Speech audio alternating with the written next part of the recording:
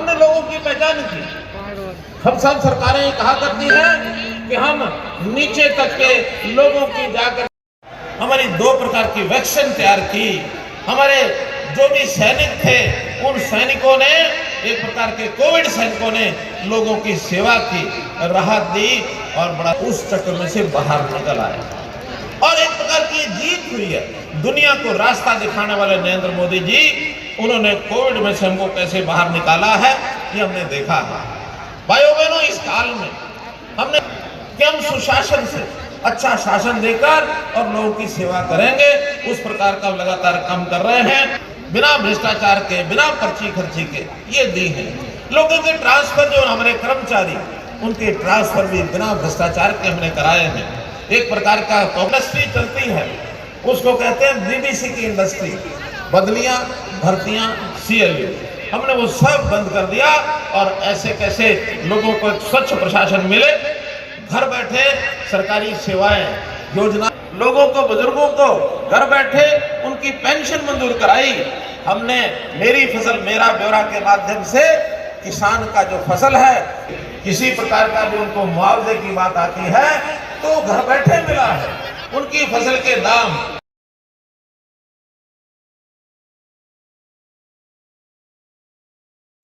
इसलिए चाहे किरायु कार्ड हो, चाहे फैमिली ID हो, उन सब में फायदा गरीब आदमी का है। ऐसे हमारे माननीय मुख्यमंत्री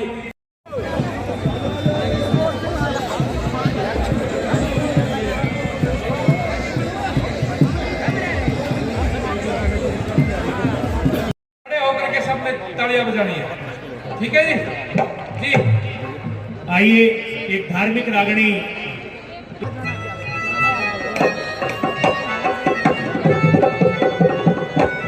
का स्वागत अभिनंदन करता हूं। दादा ने कही है कि घर आए का आदर कर ले, कहे तुलसीदास किसे बंध्याते ईश्वर रोज मिलावे। घर आए का आदर कर ले, चलते ने शीश नवावे, कहे तुलसीदास इसे बंध्याते ईश्वर रोज मिलावे। श्री अमित शाह जैसी शख्सियत, सेंट्रल गवर्नमेंट से मिनिस्टर, हरियाणा को ऐसे हरियाणा की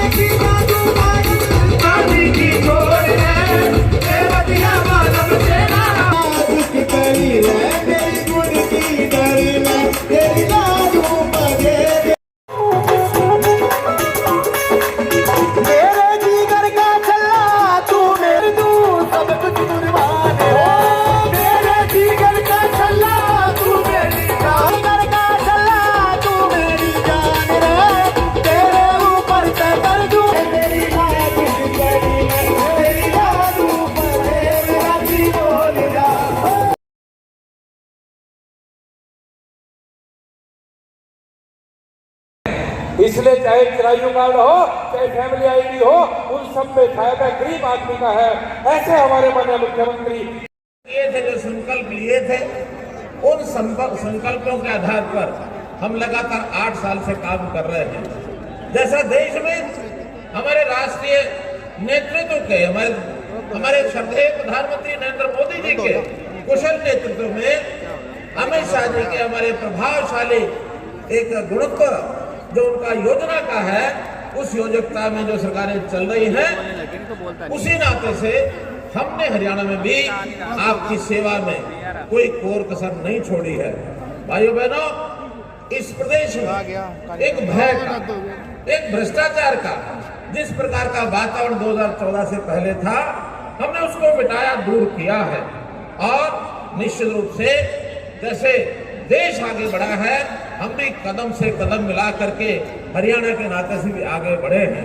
हमने बहुत से ऐसे काम किए हैं, चाहे वो व्यवस्था परिवर्तन में हर गरीब आदमी की सेवा करने का हमारा काम हो, हमने लोगों की पहचान की। हम सब सरकारें कहा करती हैं कि हम नीचे तक के लोगों की जाकर के सेवा करेंगे, वहां तक पहुंचेंगे। हमने वायदा किया कि हम पहुंचेंगे नहीं, हम शुरू नीचे से करेंगे और नीचे से शुरू करेंगे तो गरीब की, किसान की, मजदूर की, छोटे व्यापारी की, छोटे उद्योगपति की जो भी सेवा होगी हम भरपूर उनकी सेवा करेंगे। और निरंतर डबल इंजन की हमारी सरकार, चाहे केंद्र सरकार में मोदी जी और चाहे हरियाणा में आपकी भारतीय जनता पार्टी की सरकार, लगातार हरियाणा की जनता, 2.5 करोड़ जनता की हम सेवा कर रहे हैं। मित्रों, भाइयों बहनों, हमने दूसरी बार 2019 में उन्हीं अपनी उपलब्धियों के आधार पर अपनी सरकार बनाई है। अब 2019 के अंदर सबसे पहला जो संकट, वो सारे विश्वव्यापी संकट था, कोविड का संकट। इस कोविड के संकट से भी हमने राहत पाई। हमारे देश के प्रधानमंत्री जी ने दुनिया को एक रास्ता दिखाया। हमारी 2 प्रकार की वैक्सीन तैयार की। हमारे जो भी सैनिक थे, उन सैनिकों ने, एक प्रकार के कोविड सैनिकों ने लोगों की सेवा की, राहत दी। और बड़ा संतोष का विषय है कि हम लोग उस चक्र में से बाहर निकल आए और एक प्रकार की जीत हुई है। दुनिया को रास्ता दिखाने वाले नरेंद्र मोदी जी, उन्होंने कोविड में से हमको कैसे बाहर निकाला है, ये हमने देखा है। भाइयों बहनों, इस काल में हमने सुशासन को अपना संकल्प बनाया कि हम सुशासन से अच्छा शासन देकर और लोगों की सेवा करेंगे। उस प्रकार का लगातार काम कर रहे हैं। हमने नौकरियां भी बिना भ्रष्टाचार के, बिना पर्ची खर्ची के ये दी है। लोगों के ट्रांसफर, जो हमारे कर्मचारी, उनके ट्रांसफर भी बिना भ्रष्टाचार के हमने कराए हैं। एक प्रकार का कांग्रेस के सरकार में कहा जाता था कि सरकार की एक इंडस्ट्री चलती है, उसको कहते हैं बीबीसी की इंडस्ट्री, बदलियां, भर्तियां, CLE। हमने वो सब बंद कर दिया और ऐसे कैसे लोगों को एक स्वच्छ प्रशासन मिले, घर बैठे सरकारी सेवाएं, योजनाएं ये कैसे दी जाएं, इसके अनूठे प्रयोग हमने किए। हमारी सराहना केंद्र में प्रधानमंत्री जी ने तो की है, बाकी सब लोगों ने भी दूसरे प्रदेशों में हमारी सहायता की है। भाइयों बहनों, लोगों के घर बैठे राशन कार्ड बने, लोगों को, बुजुर्गों को घर बैठे उनकी पेंशन मंजूर कराई। हमने मेरी फसल मेरा ब्यौरा के माध्यम से किसान का जो फसल है, 14 फसलें MSP पर खरीदी गई हैं। किसी प्रकार का जो उनको मुआवजे की बात आती है तो घर बैठे मिला है। उनकी फसल के दाम DBT के माध्यम से हजारों करोड़ रुपए उनके खातों में सीधे भेज दिए हैं। कहीं भ्रष्टाचार का बीच में कोई समय नहीं किसी को मिला कि किस प्रकार से भ्रष्टाचार करना है, क्योंकि जो भ्रष्टाचार के करने के आदी थे उनके सबके हमने पंख काट दिए, उनके रस्से काट दिए, उनको बेरोजगार कर दिया हमने उनको। और जो हमारे कांग्रेस के मित्र बार बार कहते हैं बेरोजगारी बढ़ गई, मैं समझता हूं जो भ्रष्टाचार के और जो इस प्रकार के कैंसर के रोगी भ्रष्टाचार करते थे और इन लोगों के आगे पीछे घूमते थे, वही कहते हैं हम बेकार हो गए, हम बेरोजगार हो गए। अगर उनके भ्रष्टाचारी लोग अगर बेरोजगार होते हैं, इसके कारण से उनको बेरोजगारी का बढ़ा हुआ आंकड़ा मिलता है, तो निश्चित रूप से उस प्रभाव के अंतर्गत वो कहेंगे कि बेरोजगारी ज्यादा हो गई। हम गरीब लोगों को रोजगार देने के लिए उद्योग लगाए, लघु उद्योग भरपूर मात्रा में, लगभग 8.5 लाख लोगों को प्राइवेट रोजगार मिला है। 1 लाख के लगभग लोगों को हमने सरकारी पक्की नौकरियां दिलाई हैं और ऐसे ही आउटसोर्सिंग पर HKR के माध्यम से भी हमने लोगों को रोजगार दिलाया है। मुख्यमंत्री अंत्योदय परिवार योजना के अंतर्गत 32,000 लोगों को सीधा लाभ हमने दिलाया, चाहे बैंक से लोन है, चाहे सरकारी ग्रांट है, इस प्रकार के सारे लाभ उनको दिए गए हैं। सबने अपनी आय को बढ़ाने के उद्यम किए हैं। तो इस नाते से मित्रों, हर वर्ग को हमने और लाभ पहुंचाया है। अब चूंकि प्रदेश में एक अच्छा वातावरण खड़ा करना है और उस अच्छे वातावरण को खड़ा करने के लिए लोगों का जनजीवन कैसे ऊपर उठाना है, लोगों को संस्कारित कैसे करना है, इन संस्कारों के लिए भी, महापुरुषों के लिए भी उनके विचार का प्रसार, उनका सम्मान, इसमें भी हम पीछे नहीं हटे हैं। हमने अपना संत महापुरुष विचार प्रसार और सम्मान योजना बनाई, जिसमें बड़े बड़े जितने भी संत जन हैं, महापुरुष हैं, उनकी जयंतियां हमने मनाई, उनके नाम से संस्थानों के नाम रखे, ताकि प्रदेश के अंदर किस प्रकार से वातावरण अच्छा हो। अगर मैं गिनाने लगूंगा तो एक लंबी कड़ी है। लंबी कड़ी है कि कैसे कैसे हम नाम शुरू किया। हमने पंडित लक्ष्मीचंद जी के नाम से सुपुआ यूनिवर्सिटी इसका नाम रखा। पंडित लक्ष्मीचंद जी हमारे नौजवानों के लिए कितने एक प्रेरणा के एक महापुरुष कहलाए हैं, उनके नाम से हमने रखा। हमने वैज्ञानिक जगदीश चंद्र बसु के नाम से फरीदाबाद की यूनिवर्सिटी उसका हमने नाम रखा। हमने महाराणा प्रताप के नाम से कुरुक्षेत्र के अंदर एक यूनिवर्सिटी बागवानी यूनिवर्सिटी बनाई। हमने महाराजा अग्रसेन के नाम से हिसार का एयरपोर्ट उनके नाम से रखा।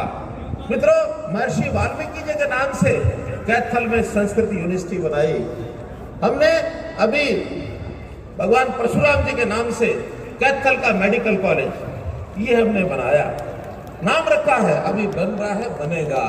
पंडित दीनदयाल जी के उपाध्याय जी के नाम से हमने करनाल में अपनी मेडिकल साइंसेज की यूनिवर्सिटी बनाई। कितने ही महापुरुषों के नाम से, डॉक्टर अम्बेडकर जी के नाम से सोनीपत में ही लॉ कॉलेज का, लॉ यूनिवर्सिटी का नाम डॉक्टर अम्बेडकर जी के नाम से रखा। तो इस प्रकार से ऐसे संतों महापुरुषों के नाम से और चीजें बनाई जाए ताकि प्रदेश का एक वातावरण किस प्रकार से और अच्छा सुंदर बने, ताकि लोगों के जो श्रद्धा के जो महापुरुष हैं उनको याद करेंगे तो लोगों का जनजीवन ये किस प्रकार से सुखी होगा। हमने लोगों की सहायता करने के लिए, गरीब परिवारों की सहायता करने के लिए और परिवार पहचान पत्र की व्यवस्था की है। और उस परिवार पहचान पत्र की व्यवस्था में परिवार पहचान पत्र की व्यवस्था में हमने कैसे गरीब लोगों के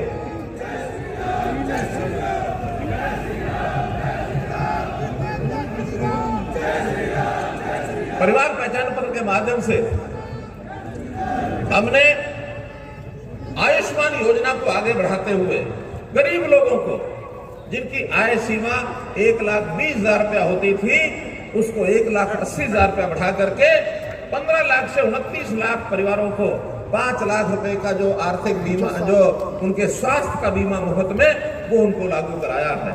इसी प्रकार परिवार पहचान पत्र के माध्यम से जो गरीब परिवार हैं, 1 लाख से नीचे जिनकी आय है, उनके लिए हमने कैंप लगाए। कैंप लगा करके उनको रोजगार देने की व्यवस्था की। हमने आखिरी टेल तक पानी पहुंचे, इसलिए पानी का प्रबंधन अच्छा किया, पानी को बचाया और आखिरी टेल तक पानी पहुंचाया है। हमने जिन फसलों की कीमत कम हो जाती है, भावांतर भरपाई योजना ये हमने लागू की, ताकि कहीं अगर कमी पड़ती है, बाजरे की कीमत बाजार भाव एमएसपी से कम था, हमने एक बार 600 रुपया और एक बार 450 रुपया, 2 बार नगद पैसा उनके वहां भेजा। स्पोर्ट्स में हमने पॉलिसी बनाई और ऐसे आउटस्टैंडिंग जो स्पोर्ट्स पर्सन है उनको सीधी भर्ती 550 पोस्टें उनके लिए लागू की। ग्रुप सी में 3% की जो कोटा था उनका बहाल किया। ग्रुप डी में 10% हमने स्पोर्ट्स पर्सन को ये काम दिए।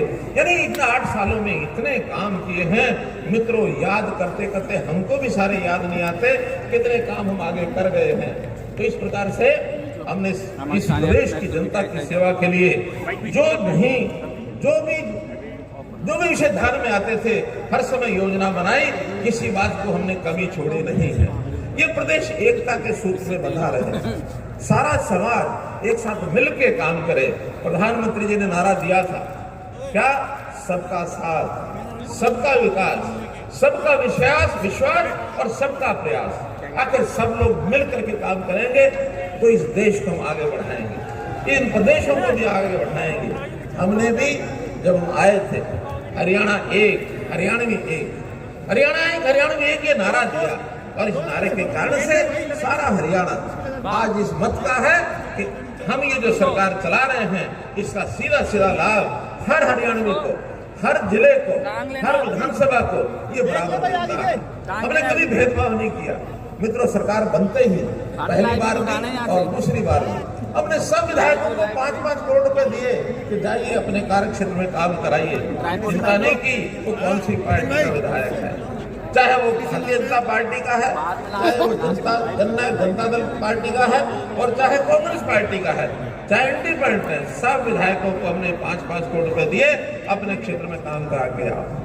हमने जाकर के ग्रामीण क्षेत्र को भी पूरी सुविधाएं दी, पूरी ताकत दी कि वो अपने काम अपने आप कराएं। तो इस नाते से मित्रों, कामों की कमी नहीं है।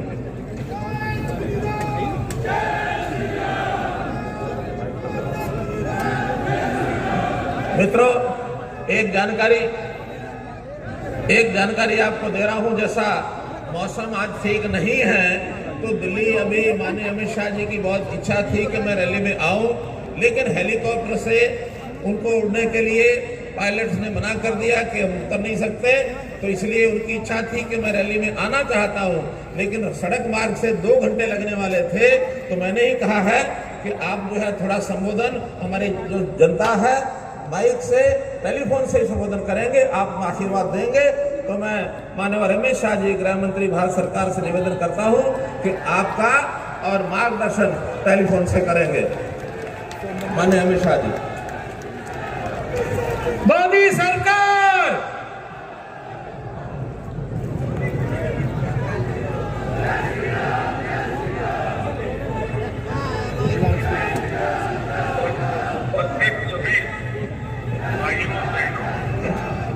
आज इस रैली में मैं बड़े मन से आप लोगों को मिलने आना चाहता था, परंतु खराब मौसम के कारण हेलीकॉप्टर उठाने की परमिशन नहीं है।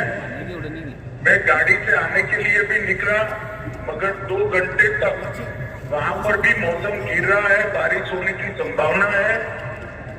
तो मनोहर जी का निवेदन था कि मैं टेलीफोन पर ही आपसे बात करूं।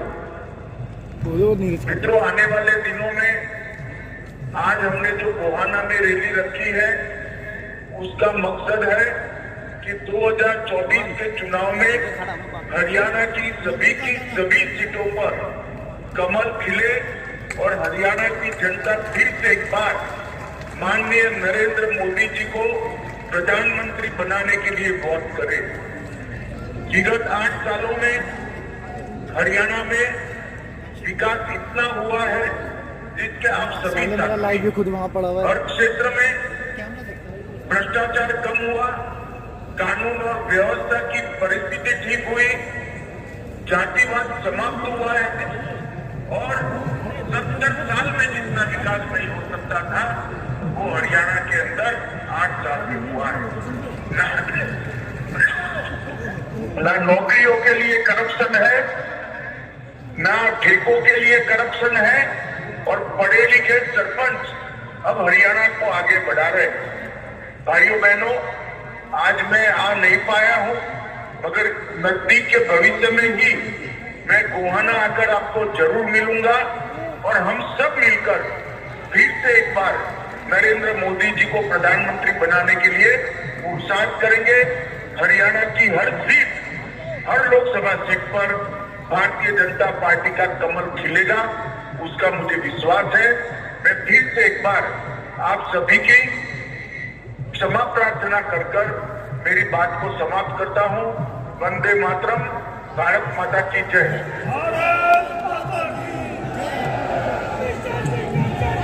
मित्रों, जैसा माननीय अमित शाह जी ने बताया है, वो बहुत उत्सुक थे आने के लिए, लेकिन समय लोग तो 1.5 और 2 घंटे के बीच में लगने वाला था।